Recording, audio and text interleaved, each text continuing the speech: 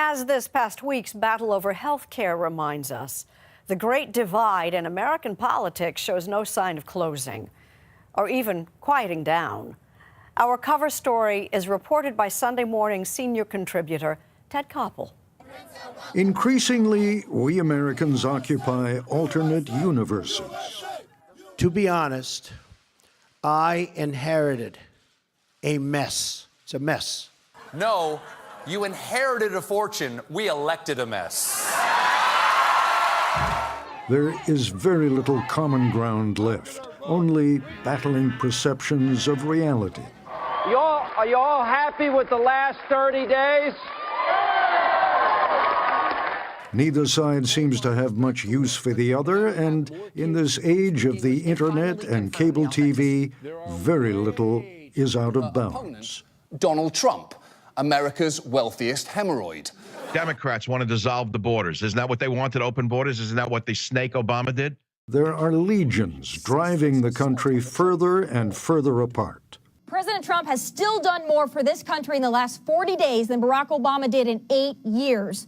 A Pew study finds 81% of voters say they cannot agree with the other side on basic facts, which may owe something to the president's campaign against fake news. Of all of the media outlets, which one was the worst? CNN! Which one? CNN! CNN, the most trusted name in news. Just because of the attack of fake news and attacking our network, I just want to ask you, sir. I'm changing it from fake news, though. Doesn't that undermine... Very fake news. I know, but aren't you... Yeah. There's nothing new about simmering hostility between the president and the press. The president should treat the press just as fairly as the press treats him. In March of 1974, the Nixon presidency was lurching toward destruction by Watergate, and there was an ongoing tension between the president and the CBS White House correspondent. Thank you, Mr. President. Dan Rather with CBS News. President, are you running for something?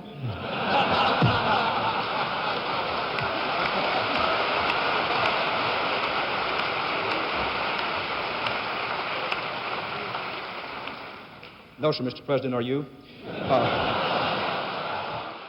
Norm Ornstein, a resident scholar at the American Enterprise Institute, was then, and remains now, a student of our political system and our media.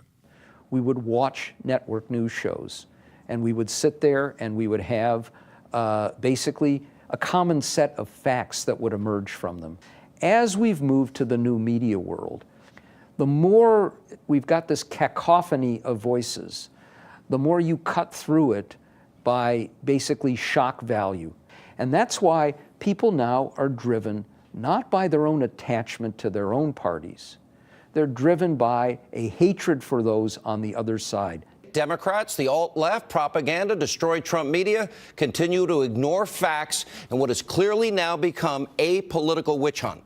Sean Hannity's television program on Fox has a nightly audience of 2.9 million viewers. He has, from the first, promoted Donald Trump and a highly partisan agenda. Honestly, I think liberalism has to be defeated. Socialism must be defeated in a political sense. This is not we don't want a revolution in this country. What more do you want? You got the White House, you got the House, you got the Senate. Okay. And then we have angry snowflakes, and then we've got a Democratic establishment. I say the press in this country is out to destroy this president.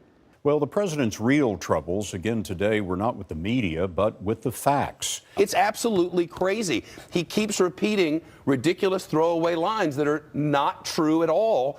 I think the president is somewhat indifferent to things that are true or false. He has spent his whole life bullshitting. He has succeeded by bullshitting. They live in two separate worlds, and they don't understand Trump's. Rush Limbaugh had a lot to do with creating those two separate worlds, but he couldn't have done it until 1987, when the Federal Communications Commission did away with the so-called fairness doctrine. Which was what? The fairness doctrine basically said that people on radio and television, if they presented one political point of view, had to balance it with the opposite political point of view. Welcome to the Rush Limbaugh program, a program exclusively designed for rich conservatives and right-minded Republicans and those who want to be either or both. Free of the fairness doctrine, Rush Limbaugh and conservative talk radio exploded into a political force of nature. Now you take conservative talk radio, move that forward to tribal cable television, and then layer onto that email and social media.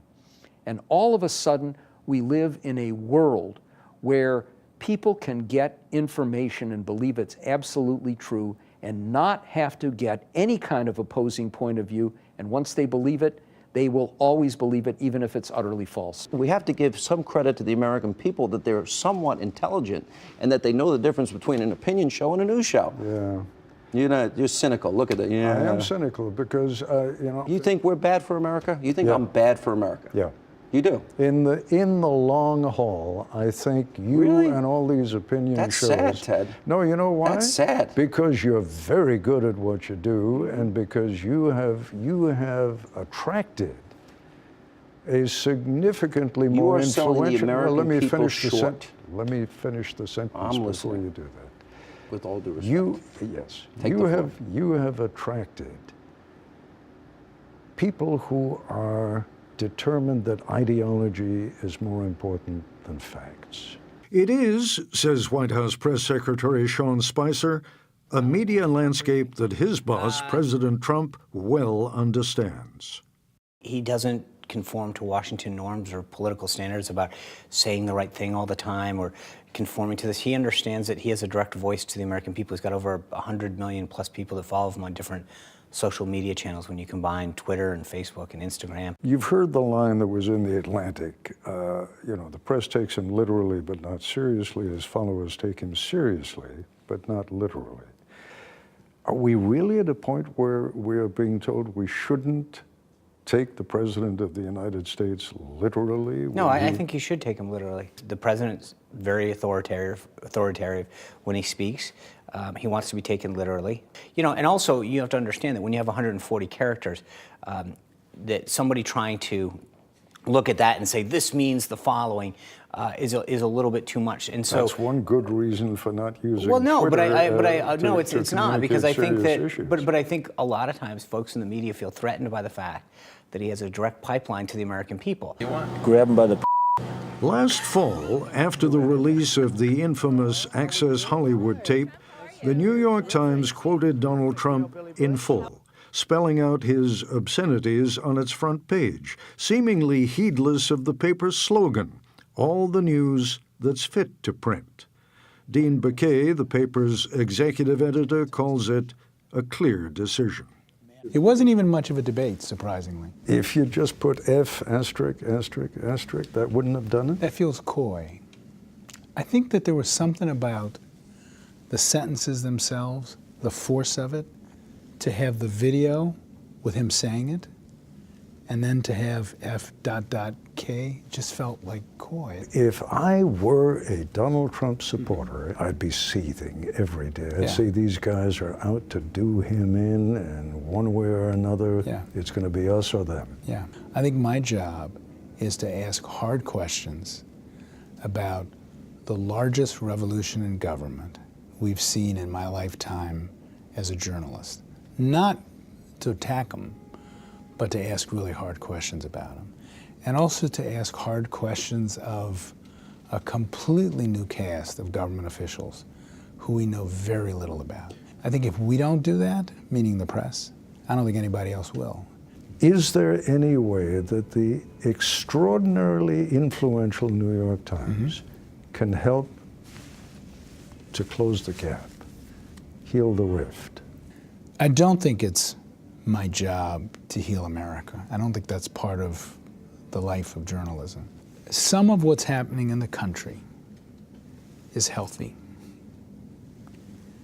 There is an ability now for people to talk to each other. We're all focused on the people who say nasty things to each other and who say nasty things out loud, but that's not all that's going on. call me a naive Southerner, but you can't convince me that this is not a more open, wide world, and that as much as it sort of throws us off our game a little bit, meaning the press, maybe we needed to have ourselves thrown off our game a little bit, you know? It needs to be said that our bitter political divide didn't begin in the age of Trump, but it has evolved. Last spring, in June of 2016, a Pew study discovered that 49% of Republicans and 55% of Democrats say they are afraid, yes, afraid of the other party. As President Trump might say, sad.